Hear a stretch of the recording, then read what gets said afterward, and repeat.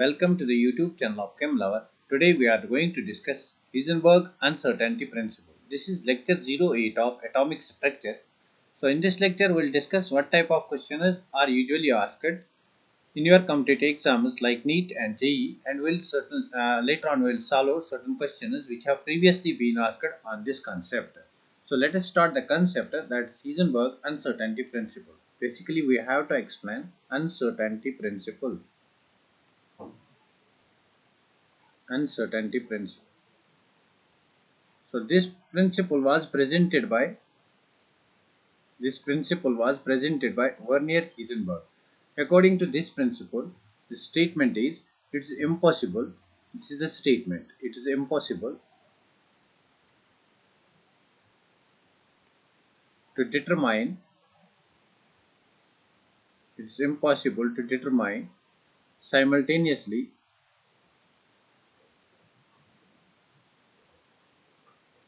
the exact position of the exact position both the exact position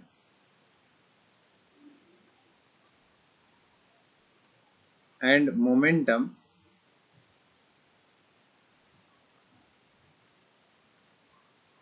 of a submicroscopic particle like that of electron, of a small body like that of electron, of a small body like that of electron. For an electron, for a submicroscopic particle like that of electron, it is impossible to determine exactly and simultaneously both the position to determine exactly and simultaneously both the position and the momentum of an electron. If you determine position of an electron, the momentum becomes uncertain, and if you determine momentum of the electron with exact location, then its position becomes uncertain. So basically, according to this principle, we'll arrive at the mathematical relationship delta x into delta p is greater or equal to h over 4 pi. So this is the actual relation of Heisenberg uncertainty principle, where delta x is uncertainty in position. जो delta x हमारे पास है it's uncertainty in position, delta x is uncertainty in position, and delta p is uncertainty in momentum.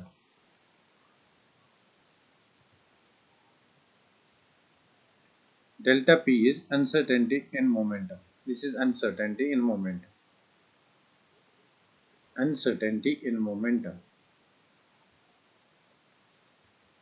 So basically we'll further solve this equation. We know that delta p is equal to mass into velocity. Momentum is product of mass into velocity. So we'll write m delta v.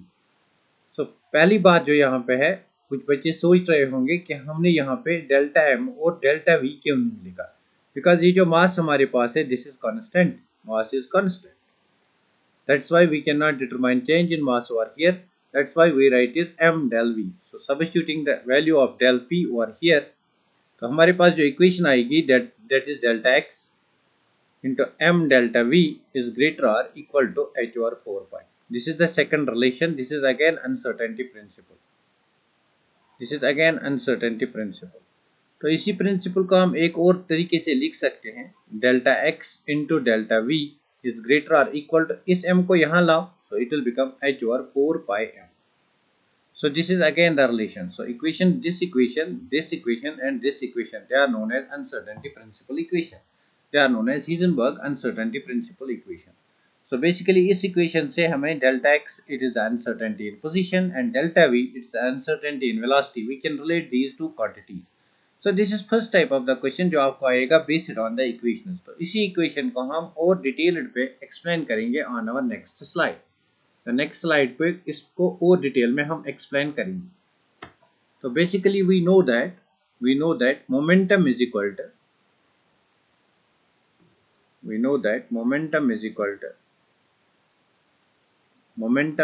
to mass into velocity, isn't it? We know that momentum is equal to mass into velocity. So I'll write P is equal to m into v. तो अगर मैं इस equation को यहाँ पे divide by time and multiply by time करूँगा तो basically इस इक्वेशन पे कोई फर्क नहीं पड़ेगा. Now velocity divided by time, this is called acceleration. So I will write this mass into acceleration into time. So what is this A? It's acceleration of a body. So यहाँ पे acceleration is equal to velocity divided by time. Change in velocity divided by time, it's called acceleration. So basically from Newton's second law of motion, you know that F is equal to ma, isn't it? तो यहाँ पे ma के बदले आप F को substitute कर सकते हो. That's F into T is equal to P, isn't it? तो नेक्स्ट टाइम हम इसको मल्टीप्लाई बाय डिस्टेंस करेंगे on this side and on this side. तो यहाँ पे मैं अगर मल्टीप्लाई बाय डिस्टेंस करूंगा, so this will be x into P is equal to F into X into T, isn't it? तो I have multiplied by distance, so where x is distance, तो distance से मैंने इसको multiply किया. Now see over here, I can write it x into p is equal to force into displacement or force into distance. It's equal to work done. Work is a form of energy, therefore I can write it like E. So what's E? E is basically product of these two things, force into displacement. It's work. Work is a form of energy, so I write it like E. E into T. Now अगर मैं uncertainty निकालने है, that means I can write it delta x into delta p is equal to delta E into delta T. सो ये मेरे पास एक और equation आती है ना. इस इक्वेशन को मैं सब्स्टिट्यूट करूंगा अनसर्टेनिटी प्रिंसिपल इक्वेशन. तो बेसिकली मेरे पास जो अनसर्टेनिटी प्रिंसिपल की इक्वेशन थी, that was delta X into delta P is greater or equal to H और 4 isn't it? तो बस इसके बदले में यहाँ पे सब्स्टिट्यूट करूंगा delta E into delta T. So I'll write delta E into delta T. तो कहाँ से आया ये? It comes from just delta X into delta P is equal to delta E into delta T is greater or equal to H over 4. तो basically from this equation, ये जो हमारे पास equation I uncertainty in energy and time, तो ये equation it is applicable to your daily life. It's applicable to your daily life. How uncertainty principle is applicable to daily life? तो देखो, अगर हमारे पास for example we as a people, तो जैसे जैसे हमारी एनर्जी कम होती है, हमारा टाइम भी हम टाइम को डिटरमाइन नहीं कर सकते हैं. With the passage of the time हमारी एनर्जी कितनी कम होती है या ज़्यादा होती है. तो this is actually how we can relate uncertainty principle in our daily life. तो you can see it like this. तो बेसिकली हमारे पास ये कोई पर्सन है, दिस पर्सन. तो ये person for example 5 years old है. So with the passage of the time, जब भी टाइम अनसर्टन बनता है, जब भी टाइम डिक्रीज होता है, तो with the passage of the time इसकी एज बढ़ती है. तो मतलब अगर आप टाइम डिटरमाइन करते हो तो ये अनसर्टन बनता है. अगर आप इसकी एनर्जी डिटरमाइन करते हो तो ये सर्टन बनता है. इसकी एनर्जी बढ़ती है. तो at time comes when this person becomes 70 or 80 years old, and when it becomes 80 years old, मतलब एक टाइम आता है जब ये पर्सन मर जाता है. तो जब ये पर्सन मर जाता है तो एट दैट टाइम इसकी एनर्जी टोटली बिकम जीरो. इसकी एनर्जी खत्म होती है, मतलब ये बूढ़ा आदमी फिर उठ नहीं सकता है. तो basically we can apply this equation like that. तो ये हमारे पास अनसर्टेनिटी की एक और रिलेशन आती है. लेकिन अगर हम मैथमेटिक्स में कार्टेशियन कोऑर्डिनेट्स की बात करेंगे, तो कार्टेशियन कोऑर्डिनेट्स में हमारे पास कौन कौन से कोऑर्डिनेट्स होते हैं? Phi, theta, like that. तो I can relate uncertainty principle with these as well. तो del phi into del theta is greater or equal to h over 4 pi. So this is again an equation for uncertainty principle. So what's important, एक question आपको यहाँ से ये पूछते हैं, which of the following stands for uncertainty principle equation. तो ये भी आपके uncertainty principle equation है, this equation 5, और ये भी आपके uncertainty principle equation है equation 4, और यहाँ देखो ये भी आपकी uncertainty principle equation है equation 3, equation 2 and equation 1. all these equations are uncertainty principle equation. तो उसके बाद हम देखेंगे uncertainty principle पे कौन कौन से टाइप ऑफ क्वेश्चंस आते हैं. तो question of the type 2 questions. दूसरा टाइप ऑफ क्वेश्चन कैसे आता है? Type 2 questions. Second type of question कौन सा आएगा ऑन अनसर्टेनिटी प्रिंसिपल. तो let us see second type of question कौन आएगा ऑन अनसर्टेनिटी, कौन से टाइप ऑफ क्वेश्चंस आएगा ऑन अनसर्टेनिटी प्रिंसिपल. तो हमारे पास जो अनसर्टेनिटी प्रिंसिपल की रिलेशन है, that is delta X into delta P is greater or equal to H over 4 pi. तो क्वेश्चन आ सकता है, if uncertainty in momentum is equal to, if uncertainty in momentum, so I'll write P is equal to uncertainty in position. So I will write delta x. If these two quantities are equal, then determine uncertainty in velocity. Then uncertainty in velocity is equal to. So ऐसे question आ सकते हैं exam में. Uncertainty in position is equal to uncertainty in momentum, then uncertainty in velocity is. तो this is the first type of question जो आपके exam में आ सकता है. या क्वेश्चन आएगा uncertainty in position is equal to uncertainty in velocity, then uncertainty in momentum is. Clear. तो देखेंगे इस क्वेश्चन को कैसे करेंगे. तो हमारे पास जो जनरल इक्वेशन है that is delta X into delta P is greater or equal to H over 4 pi. तो यूजुअली आप जब भी आपको कोई क्वेश्चन आएगा न्यूमेरिकल आएगी आप इसको इक्वल पुट करना. यहाँ पे आप इक्वल पुट कर सकते हो. Now according to question delta X is equal to delta P. बस यहाँ पे डेल्टा एक्स के बदले हम डेल्टा पी का वैल्यू इंट्रोड्यूस करेंगे. Therefore delta P into delta P is equal to H over 4 pi. isn't it? Now you know that हमें delta V निकालना है. बेसिकली पी से हमें वी मिलेगा तो हम लिखेंगे delta P is equal to M delta V into delta p is equal to m delta v is equal to h over 4 pi. isn't it? तो यहाँ पे m into m is m square into delta v square is equal to h over 4 pi. तो basically आप इस m square को यहाँ ले जाओ. तो let me take this space. m square को आप यहाँ ले जाओ. तो m square को आप यहाँ ले जाओ. आपका del v square it will be equal to h over 4 pi m square. isn't it?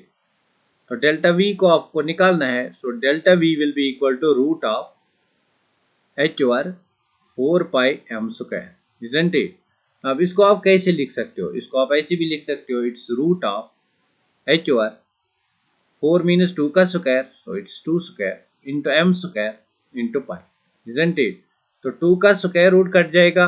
m का स्क्वायर रूट कट जाएगा. बेसिकली ये बाहर आ जाएंगे. So I will write 1/2 m under root of h over pi. So this is your uncertainty in velocity. So this is a previous year question. ये previous year में पूछा गया है. This is a previous year question. So how we are going to determine it? This is the method. So this is type 2 question. Now let us see type 3rd question. जो third type of question इसमें आ सकता है. Third type of question.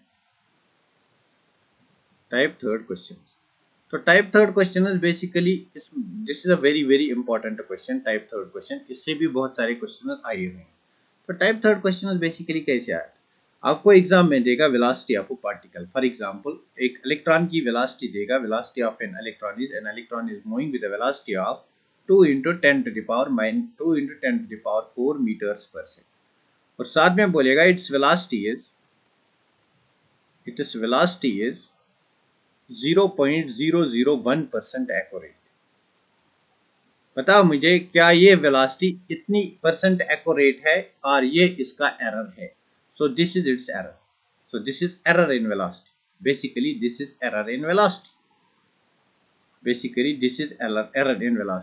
तो what does this language mean. इस language को आपको समझना है. ये लैंग्वेज आपको समझ आ गई तो आपको इस पे क्वेश्चन भी आएगा.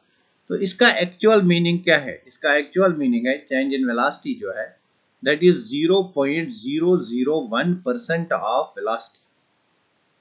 That means 0.001% of what is velocity that is given 2 × 10⁴.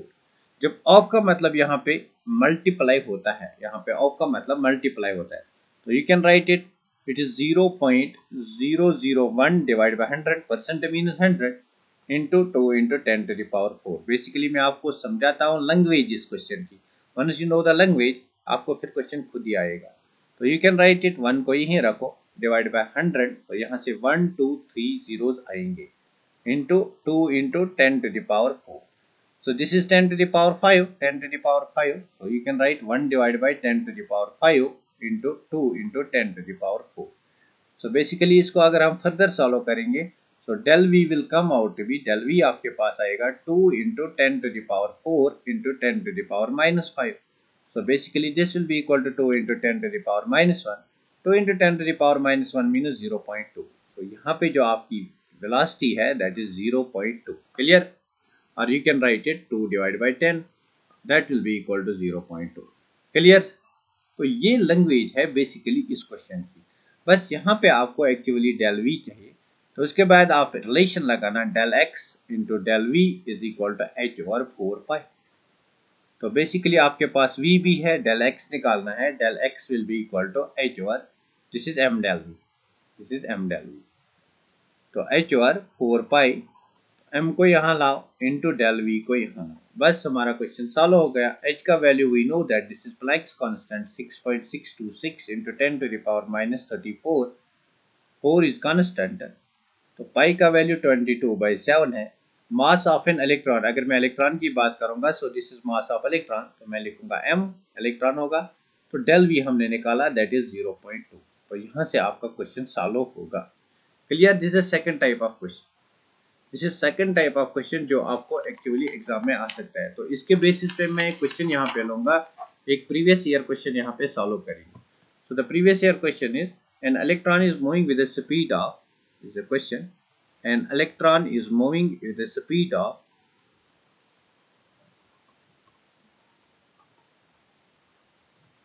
with a speed of 600 meters per second. So this is a previous year question. 600 meters per second with an accuracy of 0.005, or its velocity is 0.005% accurate with an accuracy of 0.005%.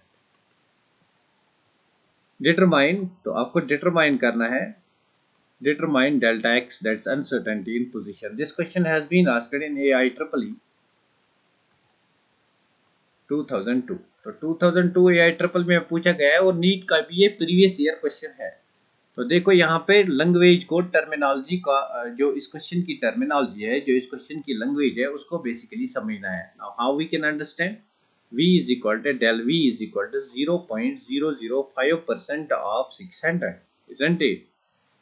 मतलब this will be equal to 0.005 divide by 100%, means by 100 into 600।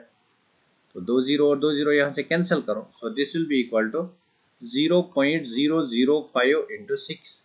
तो इसको further solve करो, this will be 5 divided by 1 2 3 10 raised to power 3 into 6, isn't it? तो 5 6s are 30 इंटू 10 raised to power -3। पहले divide ही करो, easy हो जाएगा, into 1000, 0 and 0 will go, so this will be 3 into 10 to the power -2। So 3 into 10 raised power -2 is basically 0.03। you can take this value, you can take this value, ये आपका del we आ गया, बस काम खत्म। उसके बाद आपको डेल एक्स निकालना है।